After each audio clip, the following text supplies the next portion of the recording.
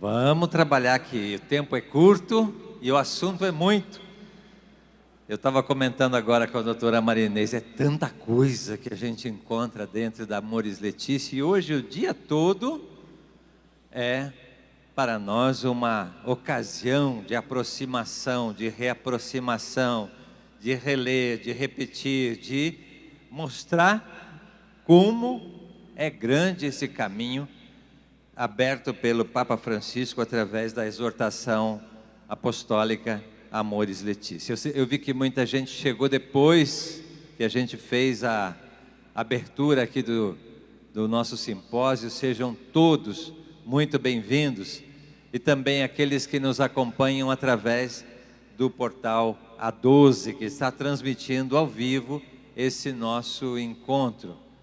Então falo especialmente aqui aos que estão presentes, os nossos bispos, padres, diáconos, leigos e leigas empenhados nesta missão que nos é dada pela Igreja e pelo Papa Francisco, entrando agora no tema deste simpósio, desta peregrinação e deste ano pastoral da vida familiar no Brasil, que é a família como luz para a vida em sociedade.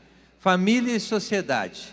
Nós já tivemos essa grande reflexão já desde os anos passados, como devemos ser igreja em saída, não só curtir aqui as nossas próprias alegrias de estarmos juntos, mas olhar para a sociedade e ver que existe um campo imenso de Deus para ser semeado, e a família é dela que emana essa luz muito oportuna para a sociedade.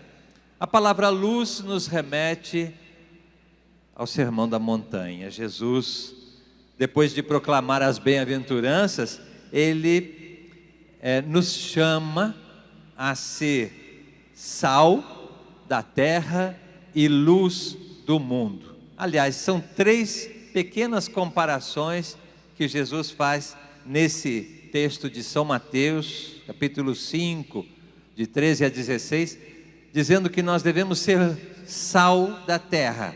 Sal para combater a corrupção. O sal não deixa que se estrague o alimento. Ser sal da terra significa atuar para mudar essa condição de corrupção que o pecado nos colocou.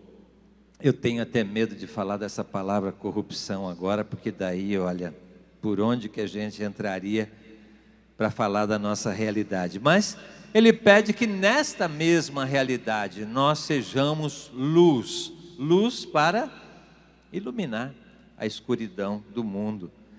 E fala ainda que devemos ser uma cidade, essa é a terceira comparação, uma cidade colocada sobre o monte, uma cidade iluminada, para darmos testemunho diante do mundo. Tema desse nosso simpósio, então, alinhado também com o próximo congresso, 15º Congresso da Pastoral Familiar Nacional, que será em Cuiabá, traz também esse mesmo tema, para que a gente possa ir caminhando, iluminando primeiro a nossa própria vida eclesial, para com ela iluminar o mundo. Mas já vamos olhar mais longe um pouquinho. Nós vamos encontrar o Papa Francisco nos convidando para o Encontro Mundial das Famílias, que tem como tema a família, com o Evangelho da família para a alegria do mundo. Vejam que é o mesmo tema. No lugar de luz, nós temos alegria. No lugar de sociedade, temos o mundo. É a mesma coisa? Sair para o mundo com a alegria do Evangelho, com a luz da família, para transformar o mundo. Então, para nós é esse tempo especial, esse convite para sermos sal da terra e luz do mundo. Essa mesma palavra do Sermão da Montanha nos coloca diante de uma palavra dos bispos do Brasil que eu gostaria de fazer referência. Nós temos um documento especial da CNBB que fala sobre leigos e leigas e o seu papel no mundo, e o subtítulo é exatamente Leigos e Leigas, Sal da Terra e Luz do Mundo. Vamos nos colocar então também dentro dessa perspectiva, aberta pela CNBB com esse documento, e também um outro que foi aprovado agora, neste mês, aqui na Assembleia dos Bispos, na CNBB, que fala sobre a iniciação à vida cristã. Deve sair agora como documento número 107, e eu tenho consciência aqui que eu estou falando para coordenações, para pessoas que estão à frente da pastoral familiar no Brasil inteiro. Olha, nós temos que ter em mãos esses documentos, não só Amores Letícia. A professora e doutora Marinês já nos deu um amplo aspecto da Amores Letícia, mas vamos juntar isso com a reflexão que estamos fazendo no Brasil, que pede exatamente que leigos e leigas assumam a sua tarefa de ser luz, e pede também que nós façamos um grande trabalho de iniciação à vida cristã, onde a pastoral familiar tem que pegar isso como um assunto seu. Eu às vezes tenho medo que a gente tenha uma certa reserva de mercado com o tema da família. Família é conosco. Agora saiu da família, não interessa mais. Catequese é para catequistas, né? Leigos e leigas, deixa para o como é que é? Comissão Nacional dos Leigos, né? Não, tudo isso está integrado. É uma proposta de igreja, dizia a doutora Marinês, que o Papa Francisco sintetiza de modo especial, e a igreja no Brasil vem nos convidando a entrar dentro desse tema. Então, Papa Francisco nos empurrando de um lado, a igreja no Brasil tocando a gente mais para frente, para que a alegria do amor, a Amores Letícia, ilumine o mundo através da nossa ação laical, que vai colocar leigos e leigas, cristãos iniciados no caminho do discipulado e da missão. O tema da luz é tão atual. Aliás, não é só atual, ele perpassa toda a Escritura. A luz em contraposição às trevas. O Salmo 104 diz que a luz é a veste de Deus. E quando o povo de Deus saiu da escravidão do Egito, lembra? Era uma luz, uma coluna de luz que os guiava para atravessar o Mar Vermelho e para depois continuar o caminho até a terra prometida. Deus é luz. Jesus se apresentou assim: eu sou a luz do mundo. É essa luz que nós temos que buscar. São Paulo, eu estou pulando os trechos aqui porque tudo isso forma uma cadeia. São Paulo vai dizer na carta aos Efésios que nós somos filhos da luz e devemos produzir obras de luz. Essa é a nossa tarefa, porque chegando lá no fim da Sagrada Escritura, no Apocalipse, nós vamos ver que o mundo salvo, o reino de Deus acontecido, a eternidade que nós esperamos, Deus será a luz de todos. Não vai precisar de lâmpada, diz o Apocalipse, porque Deus irá iluminar a todos. Essa reflexão sobre a luz me leva a pensar que quando a gente fala em igreja e sociedade, família, luz para a sociedade, não podemos só ficar fazendo estatísticas e dizer que a sociologia pode mudar se a gente der valor à família. Nós precisamos botar Deus dentro da sociedade, não só números e estatísticas. É isso que está faltando para iluminar a sociedade, Deus. Devemos dizer isso de boca cheia, porque nós temos essa proposta e esse caminho que pode iluminar a sociedade, o mundo e a vida, e está faltando Deus no mundo. Ele é a luz que nós devemos levar para dentro da noite do mundo. Falando da noite, eu me lembro do Papa Francisco, no nosso primeiro encontro com ele aqui no Brasil, quando ele veio para a Jornada Mundial da Juventude, nós tivemos um encontro reservado dos bispos do Brasil com o Papa Francisco. E ele abriu essa conversa falando daquela passagem dos discípulos de Emaús e como eles saíram daquela escuridão, da decepção com a morte de Jesus na cruz.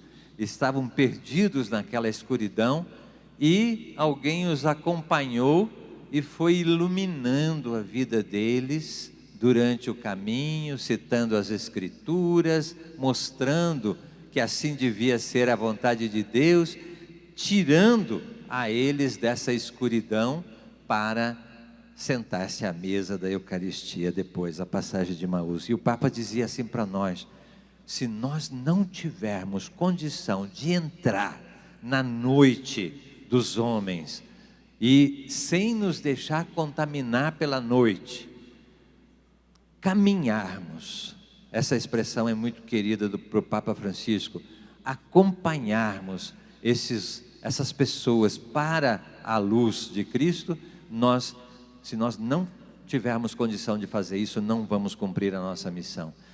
Ele falava aos bispos, se os bispos não estiverem preparados, não estiverem preparando os seus sacerdotes, se os leigos não se prepararem para entrar na noite dos homens e caminhar, acompanhar a cada um deles para a luz, nós não teremos condição de realizar a nossa missão.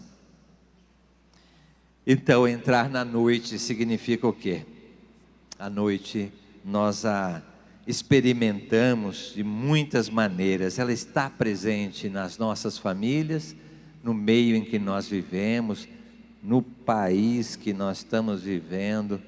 Vejam o que acontece quando uma luz brilha e põe a claro as mãos e as intenções das pessoas que dirigem o país. Meu Deus, a gente morre de indignação e de vergonha, esse momento que nós estamos passando, e devemos entender que isso é ainda muito melhor do que a inconsciência que a gente tinha antes.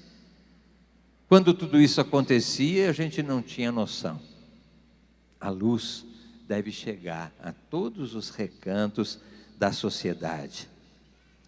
Esse cuidado que o Papa Francisco nos pede para que nós tenhamos com aqueles que caminham na escuridão, nos fala que nós precisamos formar os nossos leigos, formar os nossos padres e os próprios bispos para que possam assumir esse caminho. O constante acompanhamento sistemático de cada família, de modo particular, essa é a grande novidade da Amoris Laetitia, como nós vimos nessa bela exposição da doutora Marinês.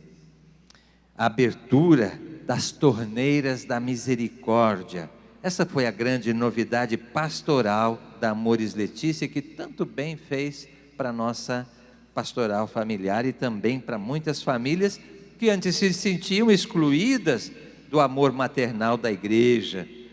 Caminho feito pelo Papa Francisco, no caminho da sinodalidade, para nos envolver a todos nessa grande reflexão, faz com que a família seja esta cidade sobre o monte, que não pode ficar escondida. Nós não podemos ficar fechados nos nossos pequenos grupos de pastoral, mas sair, igreja em saída, buscar, como o bom pastor faz, a ovelha perdida.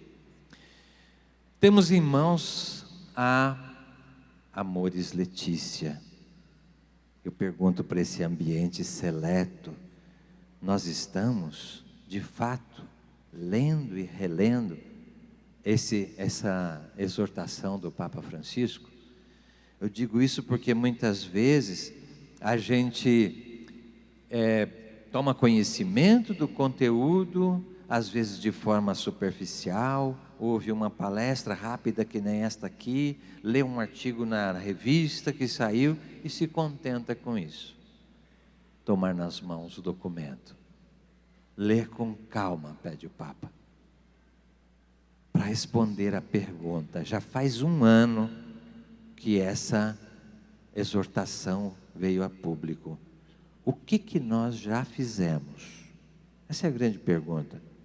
O que nós já conseguimos fazer para colocar em prática esta nova visão sintetizada pelo Papa Francisco na Amoris Laetitia? Que passos nós já demos? Olha que eu andei pelas dioceses aí durante este ano, quase tenho que pedir perdão para a minha diocese de Osasco pelas tantas vezes que eu fiquei ausente com o clero desta ou daquela diocese. Assim também fez o Padre Jorge, a equipe de formação da nossa pastoral familiar, e muitos teólogos e padres que trabalharam esse tema com as dioceses. Mas eu chego ainda hoje em muitas dioceses e vejo que não saiu da gaveta esse documento. Eu digo isso com realismo, com tristeza, mas também sabendo que a consciência caminha devagar. Só que nós temos que andar mais rápido, porque isso diz respeito à própria vida da sociedade. A Amoris Laetitia é um documento ousado, diz a doutora Marinês, que é aceito por alguns, criticado por outros, talvez o documento mais criticado recente da igreja, e criticado não de fora da igreja, por aqueles que querem acabar com a igreja, criticado dentro da própria igreja, por grupos que não entendem a proposta da misericórdia. Vamos dizer com clareza, gente, há dentro da nossa igreja ainda muitos grupos assim. Eu comparo com os fariseus do tempo de Jesus. Não foram os de fora que crucificaram Jesus, não, foram de dentro. Aqueles grupos que não aceitaram a sua proposta de misericórdia, a luz que ele trazia nas mãos, sendo ele a luz do mundo, tá? Então também isso nós encontramos hoje, quando tomamos das mãos Amoris Laetitia. É um documento ousado, entra em muitas questões difíceis, polêmicas. Eu conto para vocês que os bispos, os próprios bispos entre nós, quando tivemos a oportunidade de refletir sobre o documento, quantas vezes nós ficamos nesse impasse, e foi nos encomendado para nós, da Comissão da Vida e Família, junto com a Comissão de Doutrina da CNBB, um estudo para ser apresentado aos bispos, para mostrar um caminho de como nós podemos tomar nas mãos essas questões mais difíceis do documento. E os bispos receberam esse documento agora, no mês de maio, na Assembleia, foi refletido. Nós estamos ainda trabalhando essa questão, que volta agora para os bispos depois dessa reflexão, porque tudo isso para nós é muito recente, é bonito e difícil. Papa Francisco nos coloca diante de uma tarefa que é complicada, que é acolher, que é acompanhar, que é discernir, e através desse discernimento integrar na família de Deus todo esse mundo de sombras e luzes, de fragilidades e grandezas. Nós somos os responsáveis por isso. Vocês nas coordenações, na pastoral familiar, na vida das suas comunidades diocesanas e comunidades locais, olhar com amor essa luz intensa que o documento nos traz. Agora, o Papa Francisco mesmo nos pede, que nós não tenhamos a pretensão de abranger tudo de momento. É um processo gradual, que não pode esperar mas não pode também ser atropelado. Eu não aconselho, diz o Papa, uma leitura atropelada, apressada desse documento. Poderá ser de maior proveito, tanto para as famílias como os agentes de pastoral, aprofundar pacientemente, parte por parte, esse documento tão rico. E entender o que é a lógica da misericórdia. Entender e assumir essa lógica.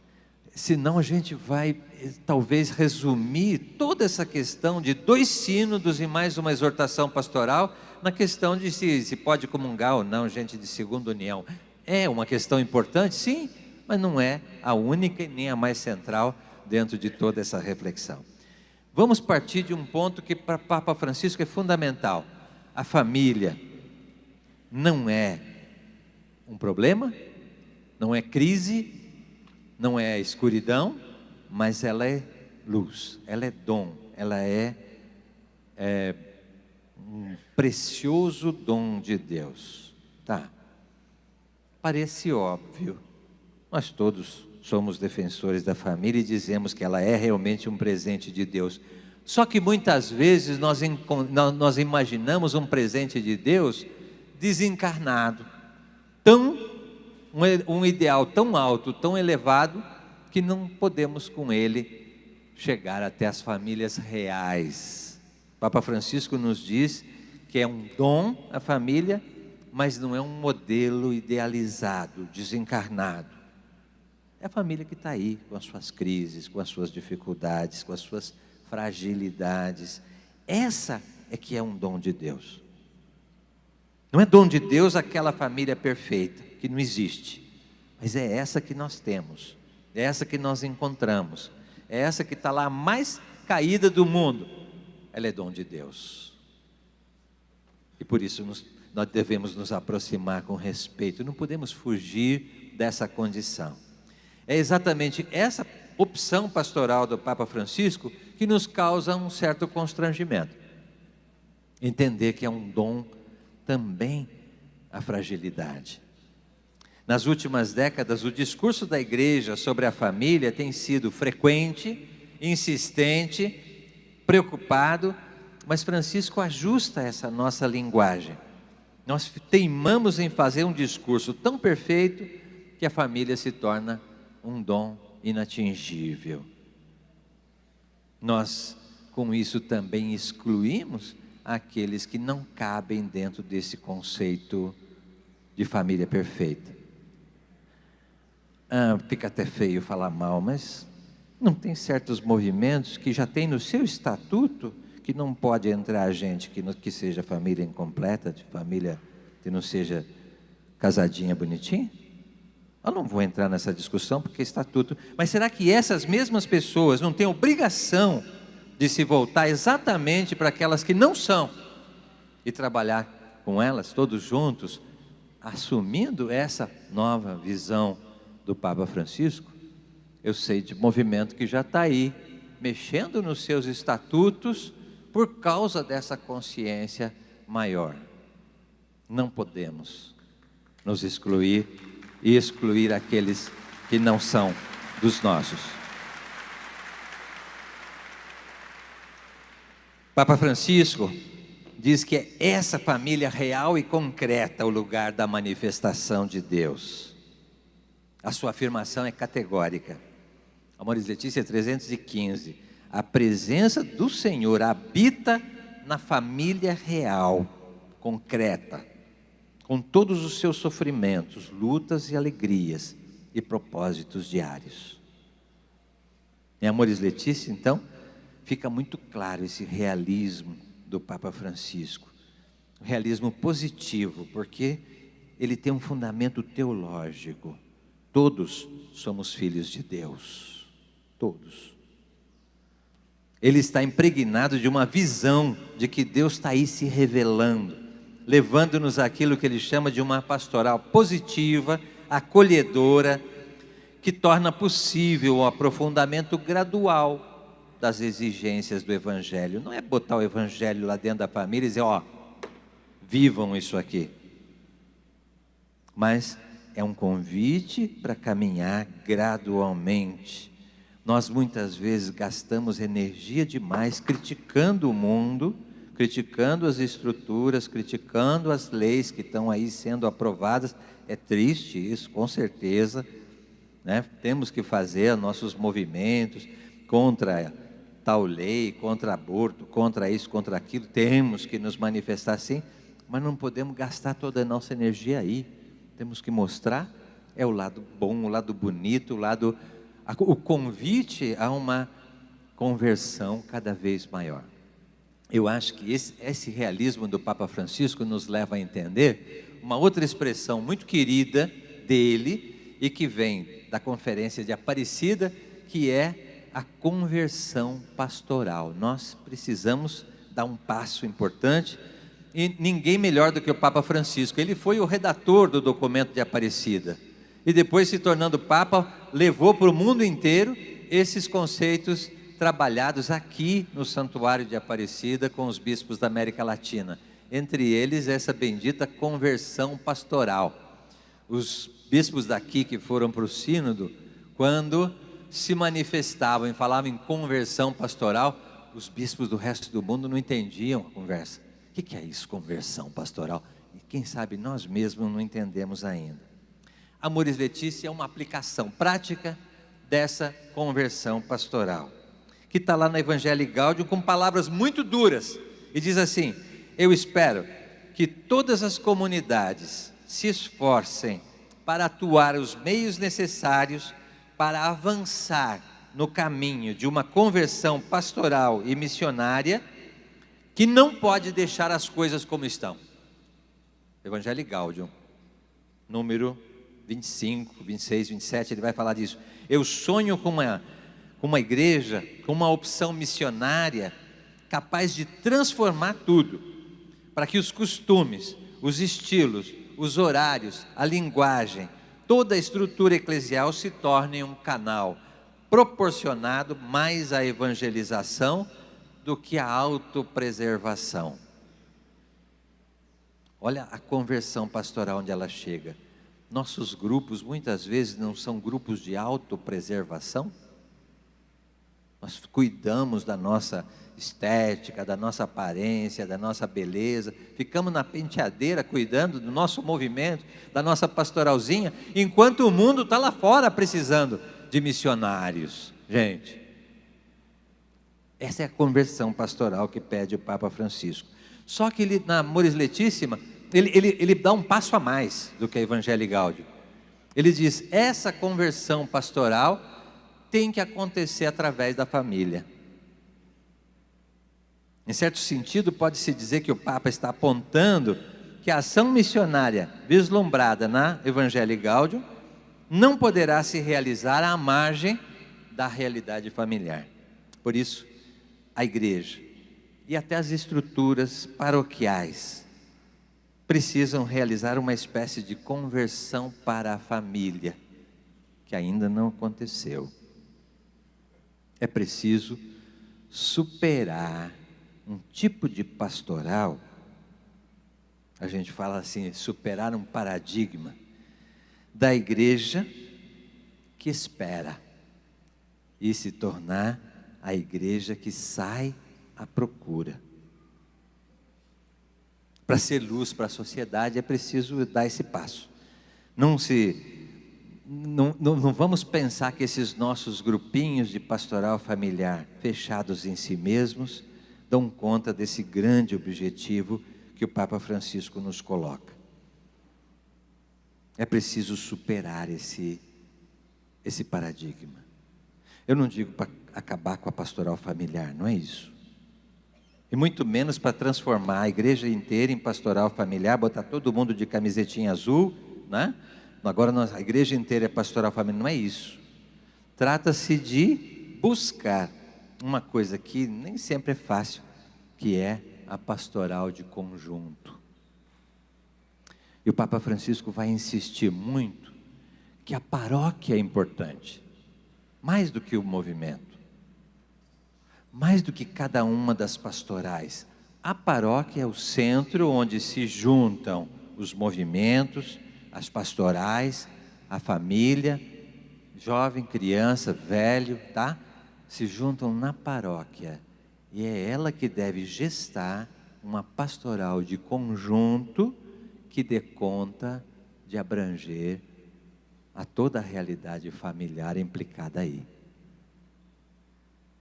Eu tenho medo que muitas vezes, eu já disse isso, o tema família, essa é nossa bandeira.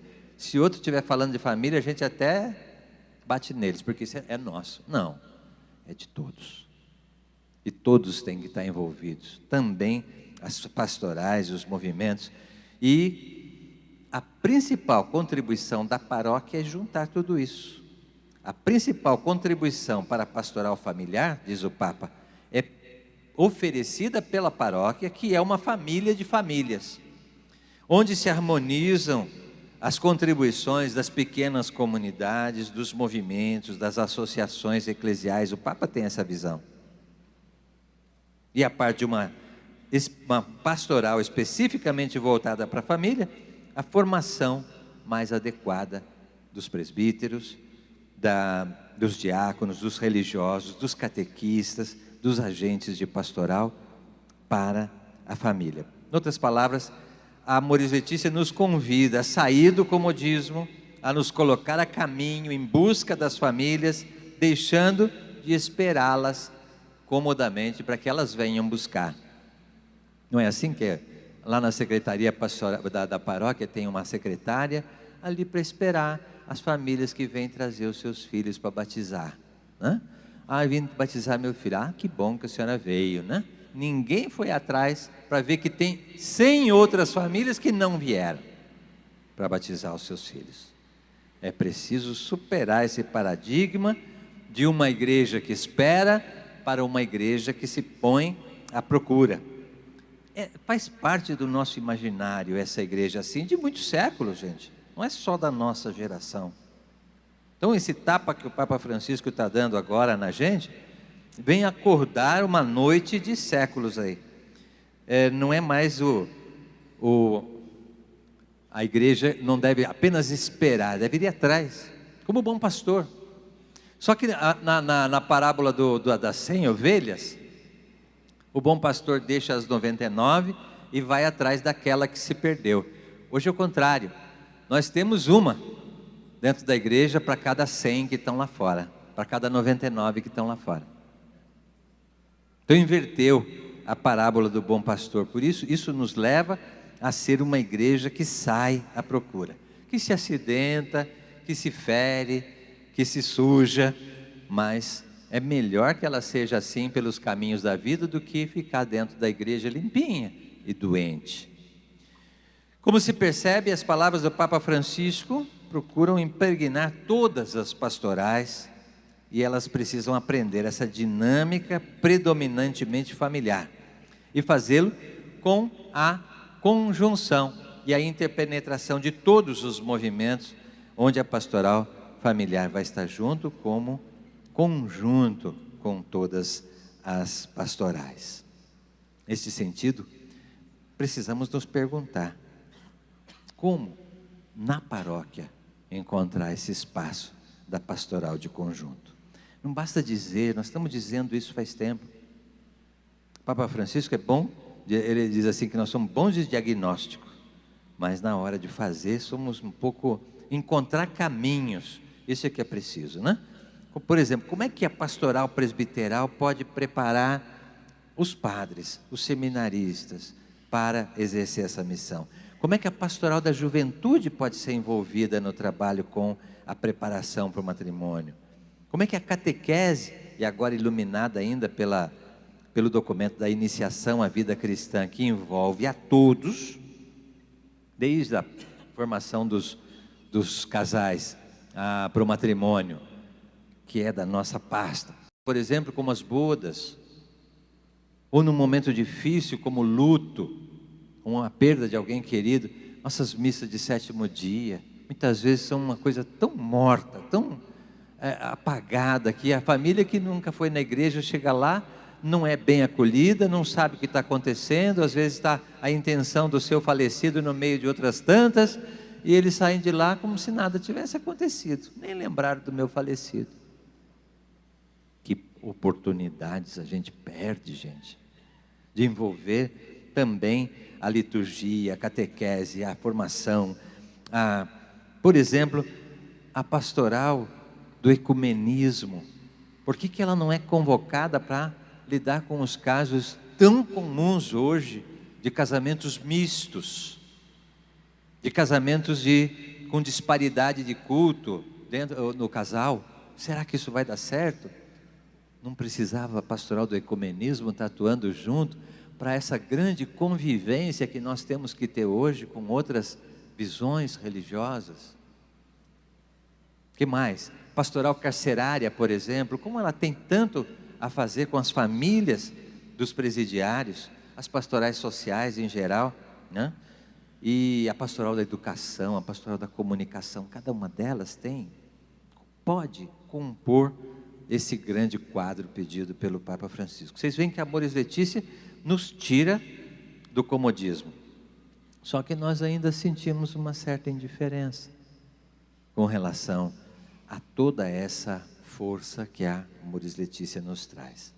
Então, é preciso que a gente estude mais, que a gente conheça mais, que a gente entre por dentro dessas palavrinhas chaves que a doutora Marinês falou, que estão lá no capítulo 8º, que são 3 palavras que nós não podemos esquecer. Aliás, são 3, mas são 4. Os bispos, agora na Assembleia, pediram para incluir mais uma. O Papa fala em acompanhar pessoalmente as famílias, discernir e integrar.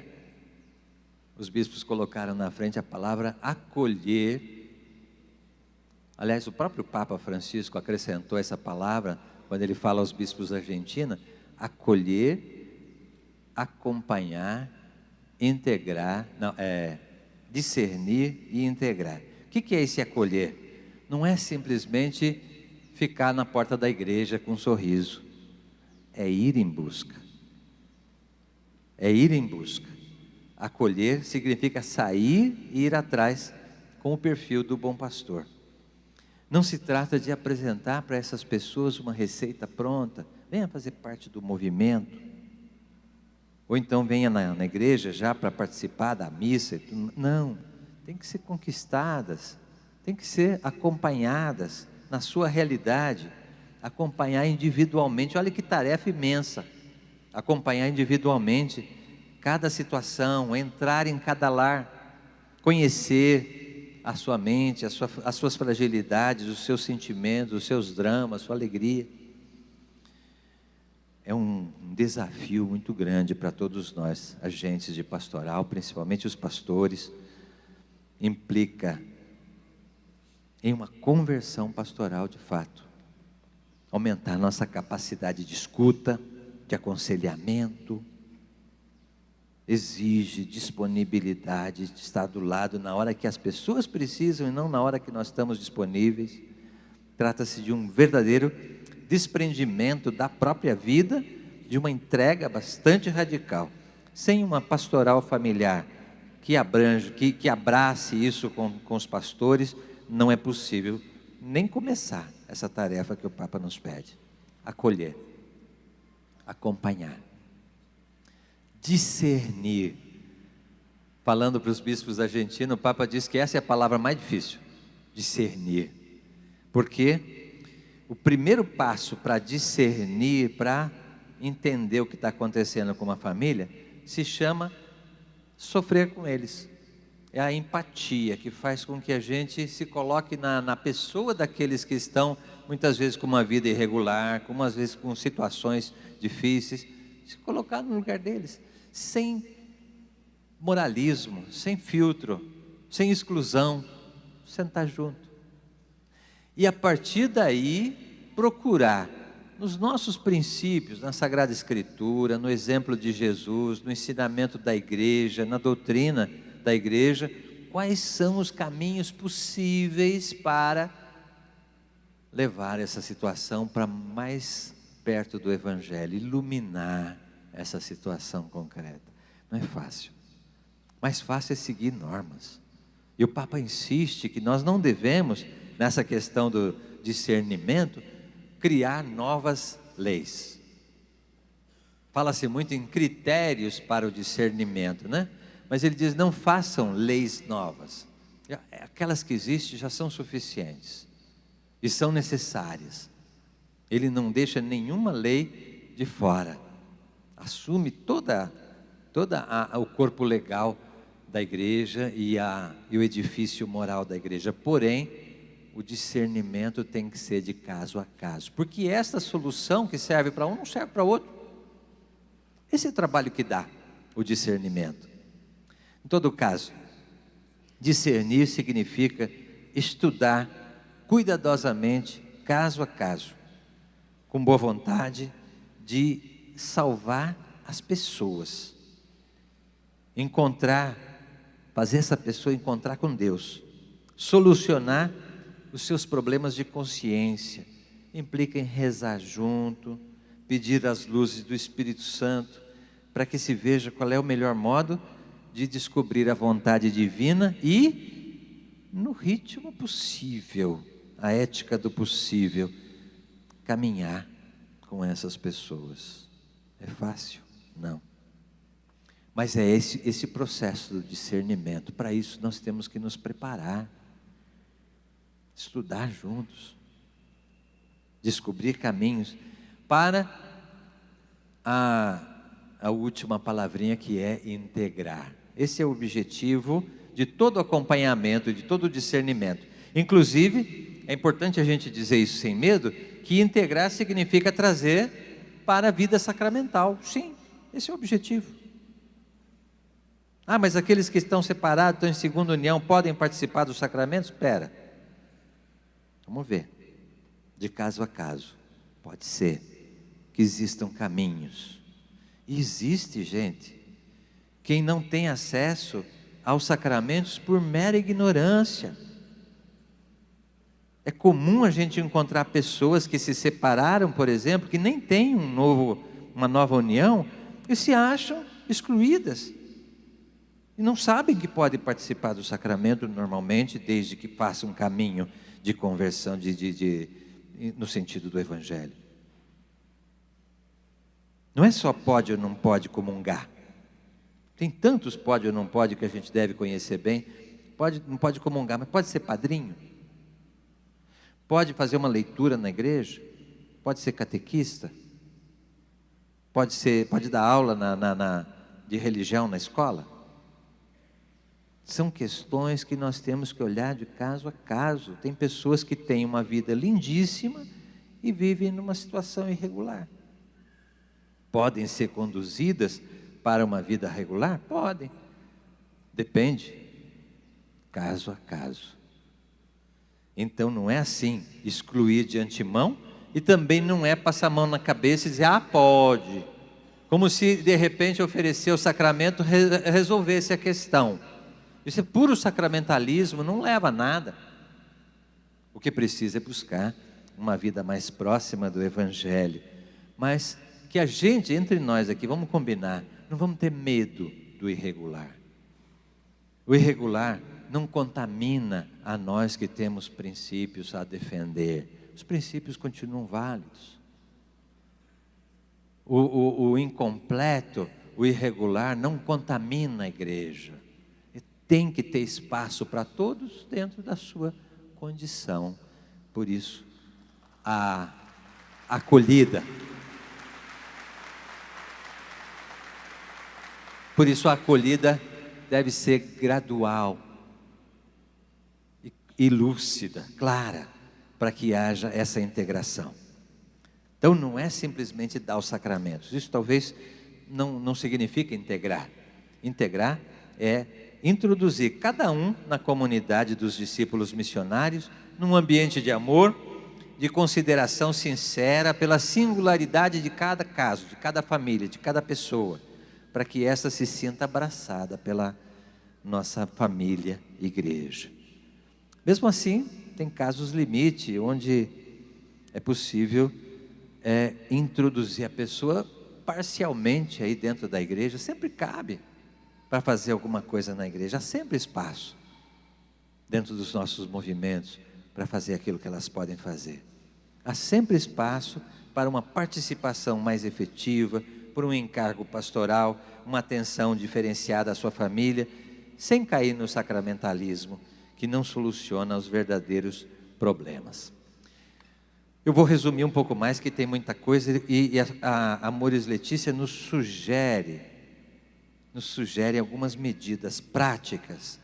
Esse é o grande valor da Amores Letícia. Nós estamos acostumados já de 30 anos com a Familiares Consórcio, que tem os princípios muito claros. Só que esses princípios ficaram no papel.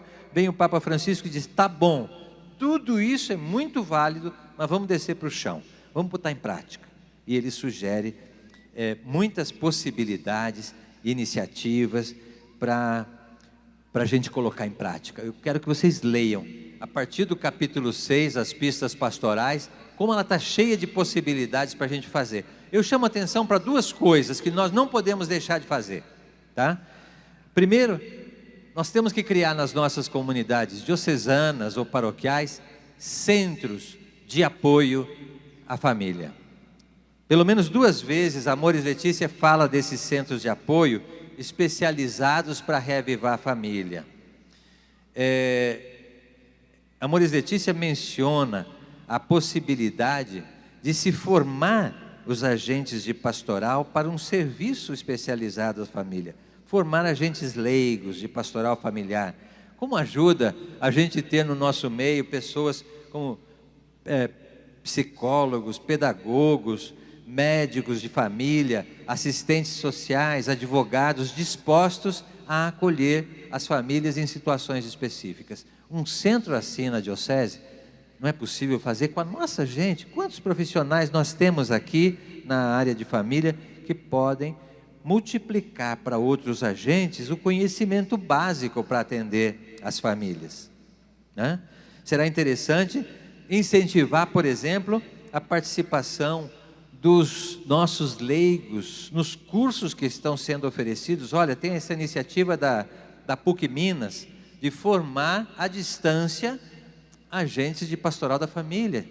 Muitos já se inscreveram e quem sabe possam ser desenvolvidos outros cursos assim nas universidades, né? O Instituto João Paulo II tem tantos meios de aperfeiçoar coisas que estão aí à mão da gente, além das propostas do INAPAF.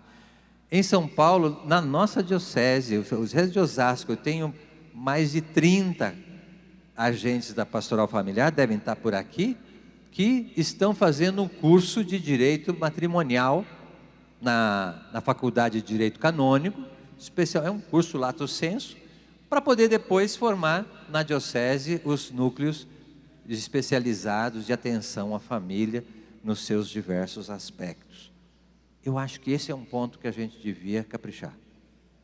Ah, mas na nossa terra não tem gente especializada, vai atrás. A gente chama palestrista para vir fazer vigília, lá de longe, paga caro, pague também para esses profissionais virem e multiplicar os seus conhecimentos na área de família para formar as pessoas nesses núcleos de pastoral familiar.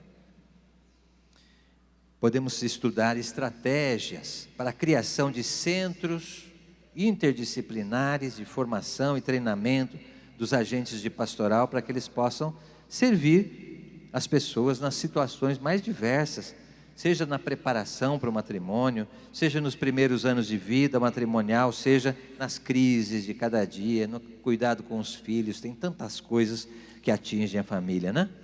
Como é importante a gente ter gente especializada na formação daqueles que vão se casar.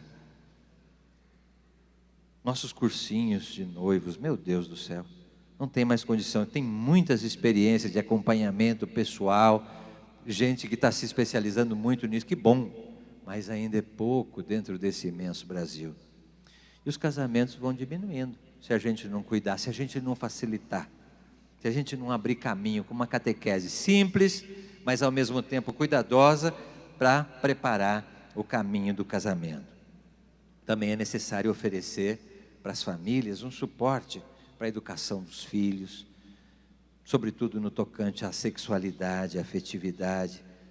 oferecendo também aos adultos o auxílio necessário para uma vivência da sexualidade madura, conforme os desígnios de Deus, fecunda, não é? Que não limite a ação de Deus, enfim. E centros especiais para o apoio da família, não devem cuidar só das famílias feridas, mas também das famílias que vivem em harmonia. Também podem ser centros de uma espiritualidade sadia, familiar, podem ser responsáveis por produzir e distribuir os materiais que estão aí à disposição sobre a teologia matrimonial, para viver a caridade conjugal, para testemunhar. Então está aí a primeira grande proposta pastoral, os centros de apoio à família. E uma segunda proposta que eu puxo no meio de tantas outras, é a pastoral judicial. Nós estamos chamando assim, a atuação da pastoral familiar junto aos tribunais e junto àqueles que precisam da nulidade matrimonial. O Papa Francisco escancarou as portas através do moto próprio chamado Mitis Iudex Dominus Jesus, aquele moto próprio que simplificou os processos de nulidade matrimonial, que resolve a vida de tanta gente. Só que é preciso que a pastoral familiar pegue junto, antes de entrar no tribunal, primeiro visitando, conhecendo, descobrindo quem é que pode ser atingido por essa facilidade que a igreja oferece. Quem sabe fazendo um trabalho prévio de catequese, de catecumenato matrimonial. Quem sabe ajudando a curar feridas do passado, de ódios que ficaram de uma separação, de filhos que ficaram abandonados, de culpas de parte a parte que devem ser assumidas e transformadas, para depois chegar no tribunal. Não ir atrás de uma sentença positiva ou não, mas atrás de uma conversão de vida. É isso que faz a pastoral judicial. E depois acompanhar durante o processo também, que normalmente é demorado, às vezes é caro, e tem muitas pessoas que não fazem exatamente porque são pobres. A esses nós devemos olhar de modo especial. E a pastoral pode ajudá-los a encontrar caminhos para também custear um processo jurídico que normalmente já baixou bastante o preço com o moto próprio, mas ainda é caro para muita gente. A pastoral familiar tem um importante papel aí, acompanhando também depois da sentença feita, porque daí vem, nas mais das vezes, a celebração de um casamento, que deve ser feita com todo cuidado, com todo carinho, acompanhamento pessoal e integração na comunidade eucarística, depois de realizado o sacramento. Quer dizer, tem um trabalho bonito a ser feito aí pela pastoral familiar, além de outras tantos trabalhos que podem ser assumidos, que a Amoris Laetitia nos abre para que nós sejamos luz de fato na sociedade. Bom, o fundamental é a gente sair daqui, primeiro, com grande vontade de ler e reler, estudar e propor, testemunhar e fazer com que todas as pessoas conheçam esse caminho aberto pelo Papa Francisco. Não podemos perder de vista o horizonte dado por Francisco, que é a ótica da misericórdia. Se nós quisermos ser ministros de Cristo, a serviço do povo de Deus, o Papa diz assim: a comunidade missionária experimenta primeiro em si mesma que o Senhor tomou a iniciativa e precedeu a gente no amor, e por causa disso ela vai em frente e sabe tomar a iniciativa sem medo de ir ao encontro dos afastados, de chegar às encruzilhadas dos caminhos para convocar os excluídos. Vive um desejo inexaurível, diz o Papa, de oferecer misericórdia, fruto de ter experimentado a misericórdia infinita do Pai. Então nós temos que ousar um pouco mais, como igreja, envolver-nos com a noite dos homens para levar a luz. Eu quero terminar com uma imagem que é a abertura desse documento novo que vai sair agora da CNBB, deve ter o número 107, que é sobre a iniciação à vida cristã, o caminho para formar discípulos missionários. Na abertura, o texto faz uma leitura do Evangelho da Samaritana, que aliás, nem era uma mulher de segunda união, era de sétima união. Ela teve 7 maridos, diz Jesus, e aquele que era o marido dela não era marido, ou seja, completamente irregular. E assim mesmo Jesus a entende como capaz de se tornar uma catequista, que vai catequizar a cidade inteira, e a cidade inteira vem até Jesus e acolhe a sua proposta de uma água viva que jorra para a vida eterna. É assim que se abre esse documento da iniciação. Eu queria que vocês o tivessem junto com Amores Letícia, aquele livrinho amarelo. Esse da iniciação diz respeito a nós. Vai falar da formação dos noivos, vai falar da formação dos novos batizados, vai falar da formação das crianças que têm as suas famílias na catequese, vai falar da iniciação de adultos, vai falar de nós.